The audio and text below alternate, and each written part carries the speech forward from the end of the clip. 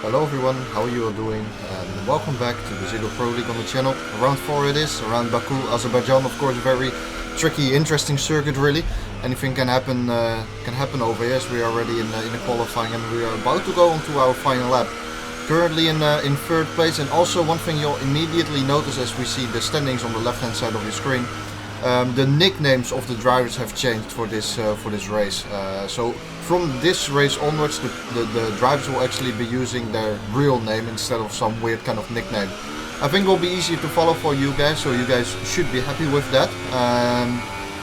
So, you know, previously we had people like Counter-Strike who had their nickname, you know, Counter-Strike, but their real name is Van der Maat, for example. So that's gonna change, and I think it's better for you guys. But anyway, the air is wide open then for the final run in qualifying. Then in qualifying, well, I mean, really wanted to play it a little bit safe, you know, around this track, especially around that middle sector, that castle section.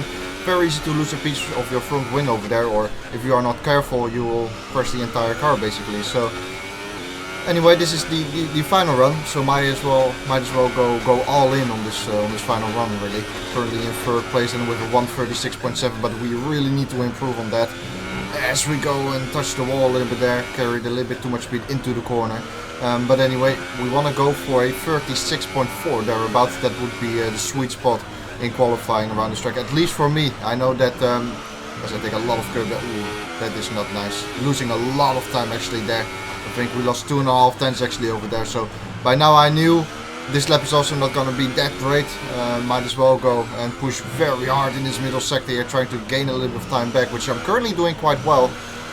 But honestly, the lap was already quite, you know, we bottled it already a little bit in this qualifying session. That's alright though. I mean, qualifying again, it's one thing. The race is a lot more important really, especially around this track. You need to be aware of, well, you need to be focused, let's put it like that. 51 laps during this race, especially in the middle sector. And if you are not focused for, you know, 1 split second, then you will end up perhaps in the barriers. So you really need to be careful with that. In the end, still roughly a 10th up. So if you add another, I don't know, 2 tenths, we would be 3 tenths down on our lap time and we would have a 36.4. And again, that's really what I was aiming for. So in the end, 36.6. I mean, not really what we wanted. In the end, got P5 because a lot of people improved in their final run. And you can see there, Jan Olmer once again, we are 6.5 tenths behind him. I mean, that gap is massive. In the end, even if I still would have gotten a 0.4, I still would have finished up in P5. So it doesn't matter too much. Again, qualifying, I'm not, you know, it's not really that valuable for me. Of course, it's important to be as high up the field as you can. It's a 2-stop for this race.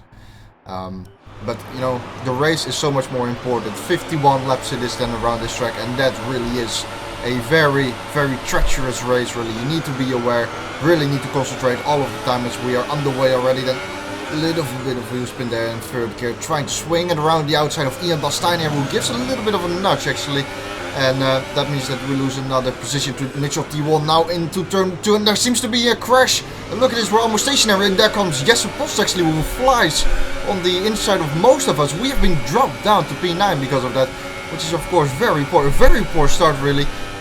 Losing 4 positions. Need to be careful here because it is quite busy around the street circuit as we pass another 2 cars around the outside there. That is good.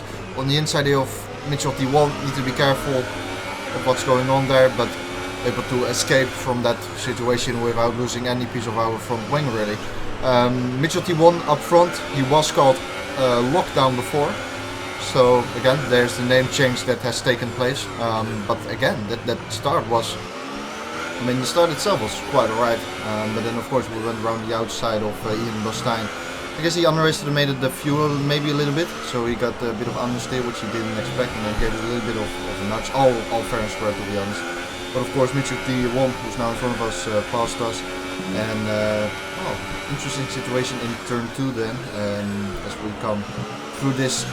I think T1 there hit the wall actually. I think he lost a piece of his front wing through there. Not sure, but I think he did. So if that's the case, yeah, he seems to pick up a little bit of understeer here as well, through the final real corner. So we might be able to take P6, and if we take P6 then we have lost 1 place in the first lap, which is quite remarkable if you see what happens. I mean, our teammate, if we go for the overtake then, our teammate think he wanted to overtake Jarno in the second turn.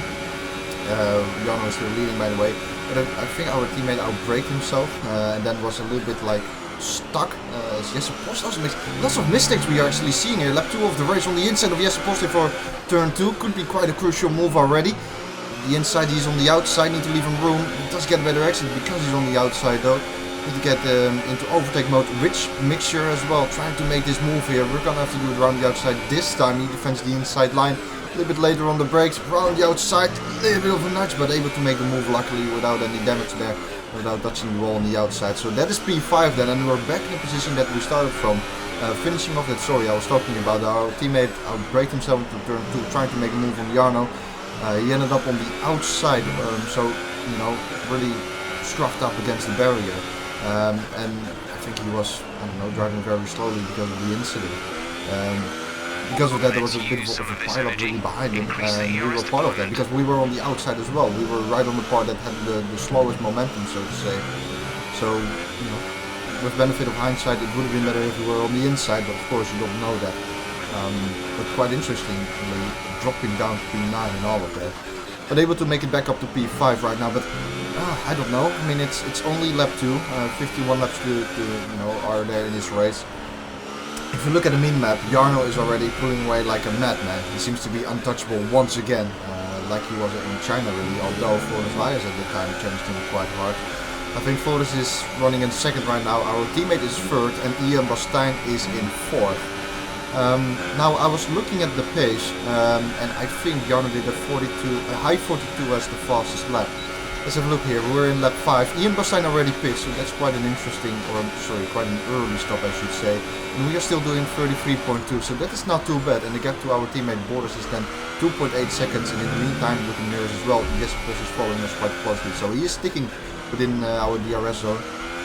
But that's all fine by me, as we have a little bit of oversteer there on the exit of turn 2. That can happen. In order to compromise that, you saw it there. I don't know if you saw it for a brief moment, but look at the differential. It's currently at 70%. And when we started this thing, it was at 90. So I'm trying to, I don't know, especially in this first sector here, you have a lot of corners where you accelerate out of in a straight line. And I feel like, if I'm wrong, then please correct me, but I feel like if you have a lower differential, then it's a little bit easier on the tires, especially once they are worn. So this should be a little bit better for us.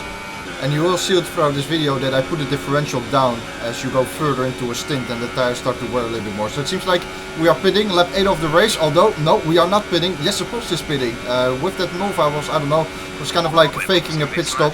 I was hoping that Jesse would pit, because he saw us going into the pit lane. I don't know if it worked, but I don't know. He pitted nonetheless, which I wanted, because I don't know, I feel like when you pit earlier, you can easily stay in front really, by trying to do an overcut, especially when you are on the softer compound and they are still in good shape. And I think our tires are in fact in good shape. We are the only two that have stayed out, so our teammate and I are the only two that have stayed out, and the rest have pitted already. So lap 9 of the race, and this is the pit window really. So of course when Boris is going to pit, we cannot follow him without losing time. So if Boris pits, we do need to stay out for another lap, which will be quite interesting, because 10 laps is, I don't know, I feel like lap 9 is really the sweet spot, maybe lap 8 even.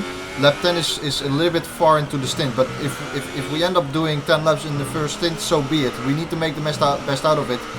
And you saw they're sliding a little bit through that middle sector. The tires are not in good shape anymore. Well, they are in relatively good shape if you consider they're 9 laps old, but again, of course, they are worn at this stage, quite worn. So the good news is that we seem to have the pace on our teammate, at least in this first stint. Remember that gap was 2.8 before, it is now 1.5 seconds, so that is a very good sign. But again, we had probably the pace on him in China as well, on our teammate, but the pace was not good enough to challenge Flores and Jarno, of course. And I don't see a reason why it would be different this race so far, but we'll see what happens. Of course, as our teammate pits, so we indeed need to make 10 laps last, or work in that first stint. We need to make the tires last 10 laps in this stint. So one more lap to go. I expect Jesse, who of course pitted in lap 8 then, I do expect Jesse now to be in front of us when we are going to pit, because we have done 2 laps now on older set of tires, or worn set of tires. So once again, I expect him to be in front as Flores says the fast lap of the race of 1:42 dead. Oh, very close to hitting the wall there. Might have struck it in fact a little bit. Of course, trying to push as much as I can here, but you can see that, you know, I'm sliding around quite a bit, of course, because the tires don't give optimal grip anymore. So you really need to make the best out of this. This is quite important. I mean, we might be able to jump our teammate with a lot of luck, really, or with a very good in-lap. But we'll see what happens, of course. So once again, this castle section here, really need to get the focus right there. It's only the 10th lap of the race, and there are another 41 laps to go, you know. So another 41 times you basically pass that castle section.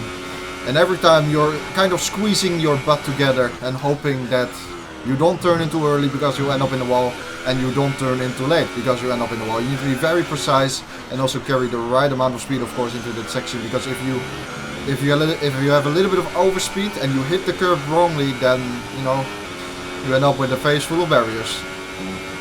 So once again, through the section, overtake mode, into the pit lane we must go. And so then we have 41 laps to go, and we will do 2 sets of 2 stints of soft tires, I think. Or is it super soft? It is super soft, isn't it? Yep, super soft. So 2 stints on the super soft tire then. Let's see how it goes. Of course, the good news is that we will have the freshest set of tires in the second stint out of the top, I don't know, top 5 thereabout. So pit stop completed then, lap 11 of the race. There goes our teammate. On the right hand side is actually Flores Wire. So our teammate jumped Flores Wire somehow. We are behind Don Wijnands, who is on an old set of super soft tires. He started on them. And somehow we end up in front of Jesse Post. So I reckon Jesse Post had made some kind of mistake. Maybe he got stuck in traffic. I'm not entirely sure what happened. But nonetheless, we jumped him. Even though he of course was behind us. Very close behind us in the DRS zone. And he pitted in lap 8. So I don't know what happened. But we jumped him, which is good. And now we are behind Don Wijnands. And there's really one main overtaking point around the track. Well, maybe there are two. But the main overtaking point around the track is of course the start-finish straight. In this middle sector, it is really hard to overtake. I think there's a really slim chance that you're gonna overtake. So I save everything now. I save my ERS and I save my fuel. Because in that first stint, we used quite a bit of fuel. We're actually minus in terms of fuel. We were minus, I don't know, 0.12, something like that. We are now minus 0.05. But of course we used a little bit of fuel in that first stint, especially in the 9th and 10th lap, trying to push a little bit there. So I'm trying to save it now behind Don. And it seems like we're doing a good job because, well, the fuel level has come back to the normal level, so to say. And now we can go for the overtaking maneuver. So we use all of our ERS and a bit of fuel as well, I reckon, in order to make this move done. And there we are, not even using a rich mixture. So I'm leaving it in standard, DRS wide open then, and that is an easy piece of maneuver. But you can visually see there's quite a bit of a gap again, as Flores once again says the fastest lap. There's quite a bit of a gap actually to our teammate. That definitely is a lot larger than 1.5 seconds, which it was before. As we once again skip to the end of the next lap, lap 12. Again, I've been saving a bit of fuel behind Groesema, who was on the also on the super soft tire, which he started on. So I saved a bit of fuel, saved a bit of ERS during that lap, and now you can see we are plus 0.12 in terms of fuel. So that's very good. We can use that fuel now once again to close the gap to our teammate. And actually, our teammate was overtaken in the meantime by Flores Wires, I believe. And now the gap to our teammate is once again 1.5 seconds. So I don't know what happened to our teammate, but I reckon he lost quite a bit of time in the last lap. Skipping to lap 14 then, and you can see we are still behind our teammate. So I don't know. If you look at the minimap, Jarno once again seems to be absolutely untouchable. So that was not even on my mind around this time. What was in my mind around this time was maybe trying to get Flores Wires. You need to remember that we have the freshest set of tires out of this whole top 5. And maybe that will help us, I don't know, maybe half a tenth, maybe a tenth per lap. I don't know what it is, but it definitely will help us. So we need to make the most once again out of the second stint, and currently we're doing that. But we do want to get by our teammate as soon as possible, really. I do feel like we have the pace, because in the first stint, of course, we dropped down to P9. But we recovered quite well, and I think we showed that we have the pace on our teammate at least. And we show that right now as well by closing up that gap, and we're right on this tail now, of course. And I think that we want to make the move here in lap 14 of the race and move ourselves up another position. Even going purple at the end of the second sector there, which is a good sign. So purple means that we are currently going fastest, or at least faster than the fastest lap of the race. We've currently got a 141.7 on the board, and I think we will improve that time because of the DRS, which will give us a huge speed bonus, of course, down the straight. Here we go, DRS wide open in the slipstream, tucking out of the slipstream, and that is the move done. And so P4, and indeed the first lap of the race, 141.4, so that is not too bad, but you need to consider that we used, of course, the DRS in the final sector, and that gained us quite a bit of time. So again, we see another guy here in P3, that is Chris Drent, and he is also on his first set of super soft tires, so those tires are quite worn.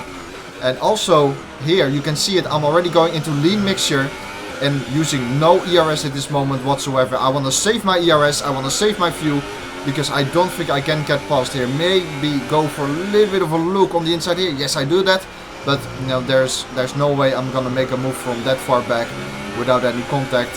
So I waited for another lap.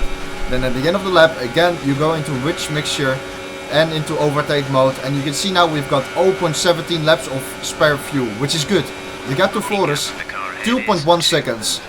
Now it gets interesting, as our teammate also follows. He is now also in P4 then. But now comes the interesting part of this race, because now we can see whether we will be able to battle for P2 or not.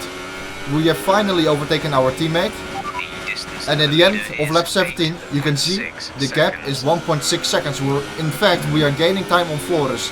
And now that fuel that I have of course saved in the meantime behind people like Chris Drent, Groefsema and Don Wijnands, you know, the spare fuel that I built up from that is very convenient now, because you can use it in an attempt to close that gap. But even so, I noticed that I did not really need that fuel in order to close down the gap. So it seems like our pace here is quite alright. And in qualifying we are very far off the pace. But in the race, I mean, we seem to have the pace at the moment. So that is very good, of course. There it is, 1.5 seconds. And our teammate, in fact, is 2 seconds down on us. So remember, our teammate was something like 4/10 faster in qualifying. But in the race, we seem to be doing a very good job, which is very nice. Castle section again. It is quite a bizarre track, really, isn't it? With that castle section. Very narrow, and a mistake is easily punished here. Now this next corner is also quite interesting. This one, the curb is pretty high. So what you want to do really is you want to be hitting the curb with the middle of the car, really. You want the curb to be in the middle of your left and right suspension, really. If you do that, then you kind of hover over the curb and you can make the corner quite nicely. If you really hit the curb with your suspension, so fully on with the front left or the front right tire, the car will bounce, and because of that it's very easy to hit the wall on exit. I think that's what happened with Mitchell T1 in the first lap, if you remember, and the gap now is 1.4. The pace 141.7, relatively alright pace. Lap 18 then 141.6, and the gap is still 1.4. But you can see now 3.3 to our teammate then. You can see now that we're using a little bit of fuel, as once again we have a back marker in front of us, but he gets out of the way quite nicely already over here. So nice job from Jacobs there, who goes out of the way. I know there are all Dutch names in this league, so if you are not familiar with Dutch names, you'll be like, what the hell is this guy saying? But I don't know, this is the way you pronounce it, I guess. And it seems like we're getting quite close now to Flores' his tail. We might be able to pick up the DRS this lap, and that would be a good sign. So if we end up overtaking Flores, I really think that would be the maximum. Right now I really think that P2 is the maximum. You can see it on the minimap. Jarno is, as ever, really a long way in front of us. So there we have it, 4/10 to Flores. So we'll definitely be able to pick up DRS, and I was not gonna wait. If we have DRS, I might as well go for a move immediately. And here we go then. Relatively easy move, making the move already right now and still having DRS. There we go, DRS wide open then. There's a little bit of contact down the straight. Quite weird really, but whatever. Nice move, good job. And there we are. And now the gap to Jarno Opmeer is 7.3 seconds. And the people who have paid attention during this video, they will know that at one point, I think roughly maybe 4 or 5 laps ago, our engineer said the gap to the leader is 8.6 seconds. And now that I've overtaken Flores, I saw the gap to Jarno, and the gap was 7.6 seconds. So the gap went from 8.3 to 7.6. And I suddenly was like, wait, am I faster than Jarno? And you see it there, the gap is now 6.4 seconds. So in fact, we are faster than Jarno. And once I saw that, I was like, wait, is this real or not, you know? Lap 25 then, again the castle section, and there's a yellow flag. In fact, Flores, that is Flores who has crashed out of the race in that castle section. And that is exactly, of course, where Baku is famous for. That castle section, if you don't pay attention for one moment, one brief moment, you make a mistake and you end up in the wall. And that's exactly what happened with Flores. And honestly, I was quite happy when I saw that, because Flores did put a little bit of pressure on our shoulders, and that pressure is now gone. And you can see we are still doing purple sector times in lap 25. So this pace is good. And once I saw this, you know, that gap going from 8.3 to 7.6 to now 6.4, it gave a huge, I don't know, confidence boost. And confidence around this track is one of the most important things, really, I believe. The gap to Jarno Opmeer is now 5.6 seconds. And to be honest, I was not really focusing on that gap. I was purely focusing on the driving at this stage. And it seemed to work. 5.9 it was before, let's have a look now. It is still 5.9. So what I was very, how would you say it? What I was very aware about, or yeah, I was very aware of the fact that Jarno was maybe sandbagging a little bit or not really pushing, because the gap, of course, he had an 8-second gap, so why would he really be pushing? He can afford to be a little bit slower and leave a little bit of time on the table, and once I'm within, I don't know, 4 or 5 seconds, then pick up the pace a little bit again, you know, in order to respond to us. Now last time round we finished lap 30. You don't really want to hit the curve there, made a bit of a mistake, but whatever. So last time round was lap 30, and I was deciding, or I was doubting whether to pit. And I didn't, because Jarno stayed out, and I wanted to respond to Jarno. I wanted once again to stay out 1 lap longer than Jarno was going to do. But now it was lap 31, and I was like, we pitted in lap 10, so we did 21 laps now on this set of tires. If we pit now, we need to do 20 laps on the final set, so that means 1 lap shorter on the final stint. So I was like, you know, if we can do 21 laps in this stint, then 20 laps at the end should not be an issue at all. The gap to Jarno is 5.7 seconds, so it seems like he is kind of responding as well, because, you know, it seems to be stabilizing a little bit. But lap 31 of the race then, and we are going to pit. And Jarno stays out. And honestly, I was not sure why Jarno was staying out for this long. Because, I don't know, he has done a lot of laps now in the second stint. I don't know, I was kind of confused why he stayed out. But nonetheless, we're jumping into the pit lane. As our teammate is also pitting in this lap. And now this final stint. 20 laps to go. And we have to give it our all. I think that we have excellent pace.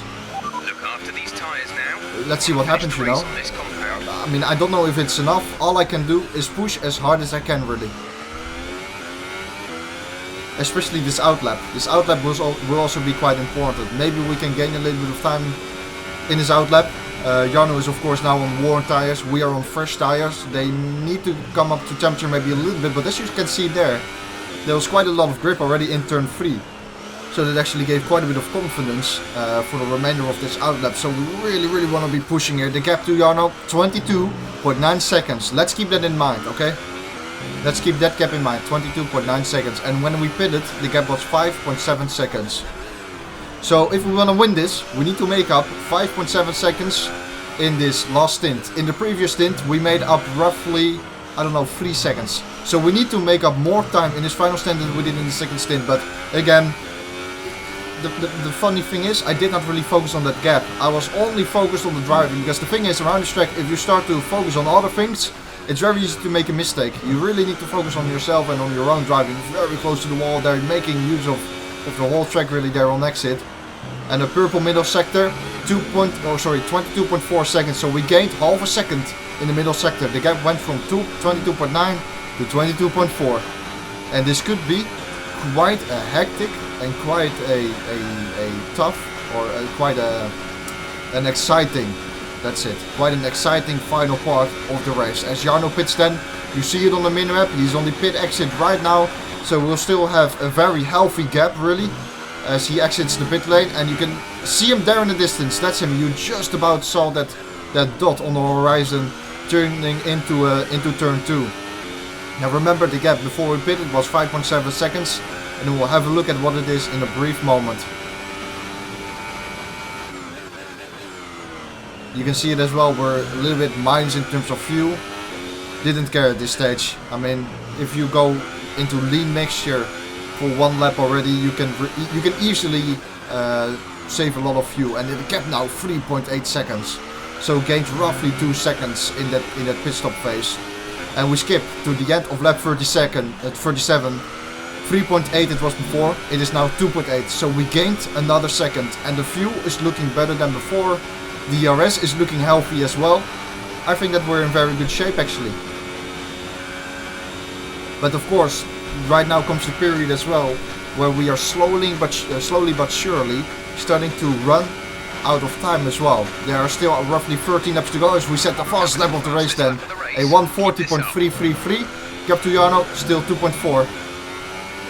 Or still, no, it was 2.8 and it went to 2.4. Jarno then responds. And this is now where it gets interesting. I knew that Jarno was now going to respond, but what I got the impression from Jarno that one lap he would use more ERS, and then the next lap he would save again a little bit of ERS. And I believe that I am, correct me if I'm wrong, I might as well be wrong, but what I felt like during the race, and that interpretation may be completely wrong, I don't know.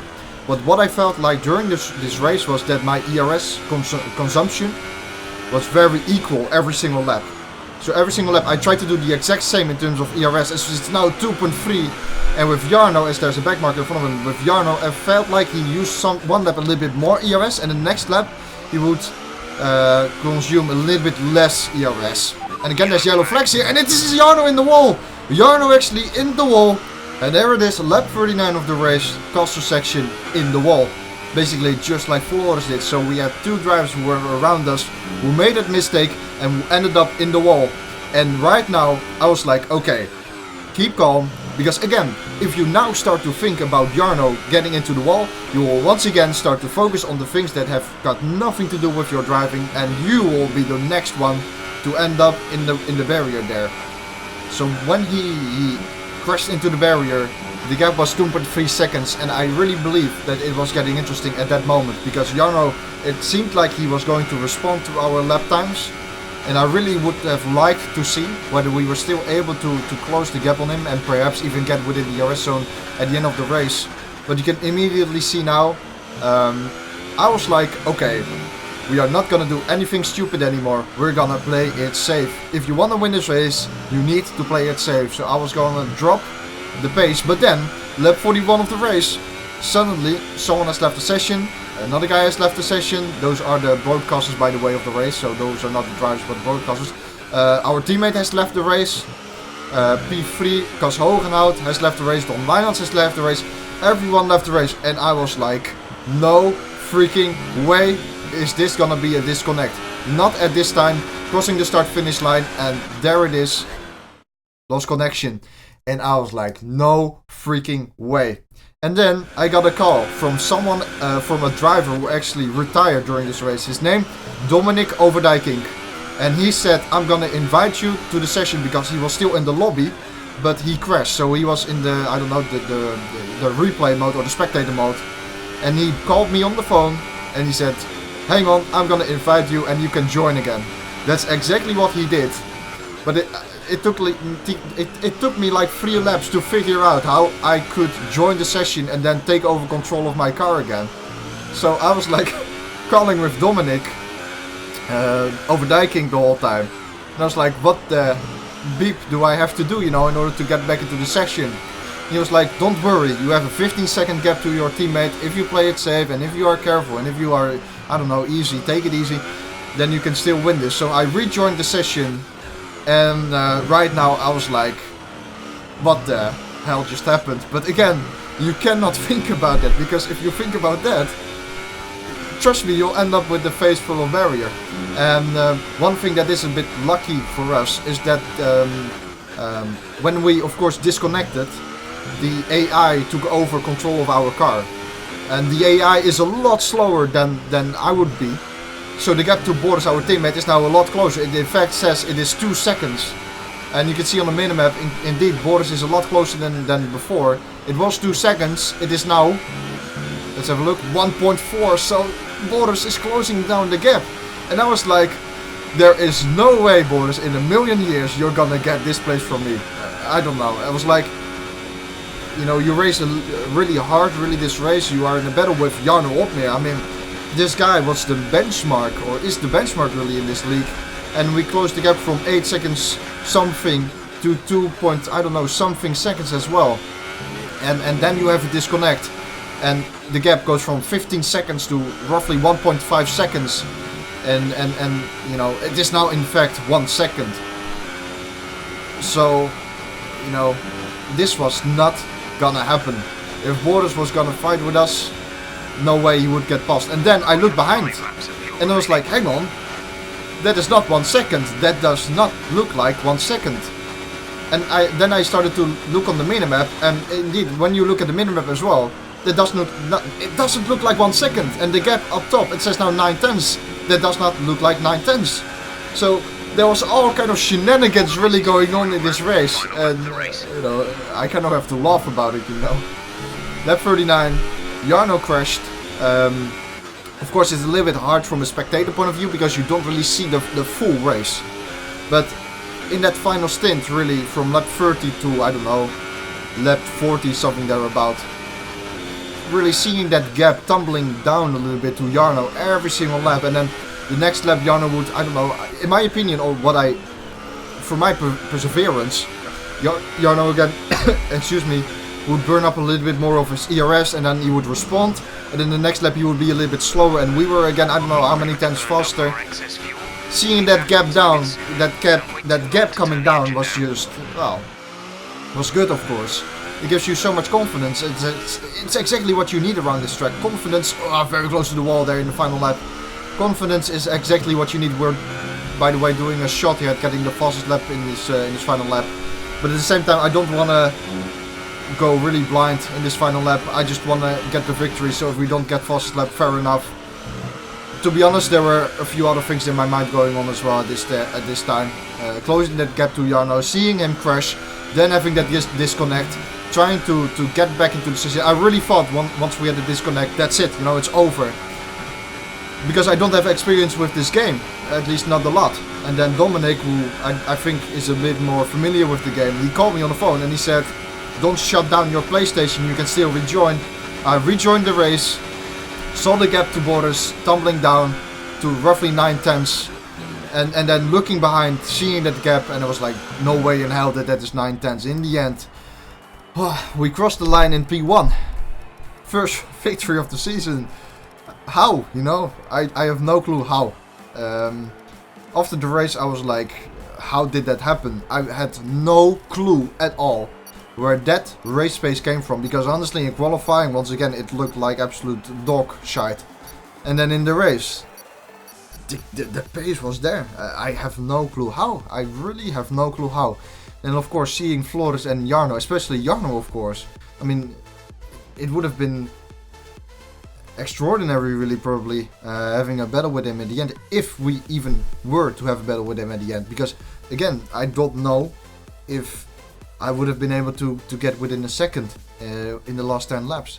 You would say yes, considering the amount of time that we closed up on him.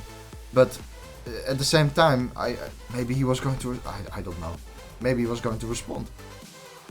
I'm still looking this race back, I'm a bit like, how? I don't know.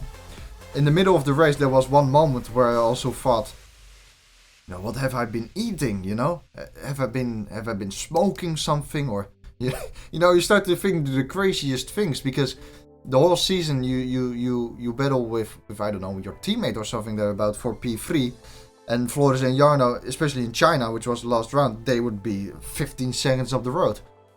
And this time Jarno was 8 seconds off the road, and you are like, okay, that's it. You know, Jarno is 8 seconds off the road. P2 is the maximum that you're probably going to get. And then it came down and it came down, and then in the middle of the race you're like, what the hell is going on? You know, what is this pace? But I don't know. You know, I'm not even gonna think about it anymore, really. Quite nice to see that we finished in P1 there. Quite an interesting race, even though there was not really a battle for the lead.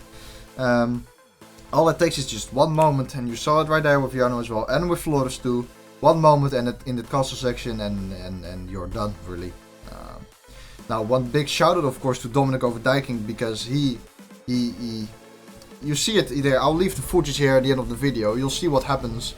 I rejoined the session because of his invite, and then I was in spectator mode, and I did not know that you could go from spectator mode into driving your own car again, taking control of your own car. So, you know, hectic. But at least we won this video. At least we won this race. This video is very long, by the way, 36 minutes. I need to cut it off here. You know, maybe this video is a bit of an exception, of course. First victory of the season. I don't know how. I really don't know how. I really expected Jarno to win again. But somehow we had some kind of tech. I don't know where it came from. I'll leave it here. You know, that's really it. I want to thank everyone for the comments. Thanks everyone for the likes. It is very much appreciated. Always nice to hear from you. Once again, a big shout out to Dominic Overdijking, because he was the hero of the day, giving us a call and saying, don't give up, you can still get back into the race. I did not know that you could even do that in this game. Anyway, thanks all for watching again. If you have enjoyed the video, I would really sincerely appreciate a like. That's it from me though. Take care of yourselves and see you next time. Next round, Spain. Goodbye.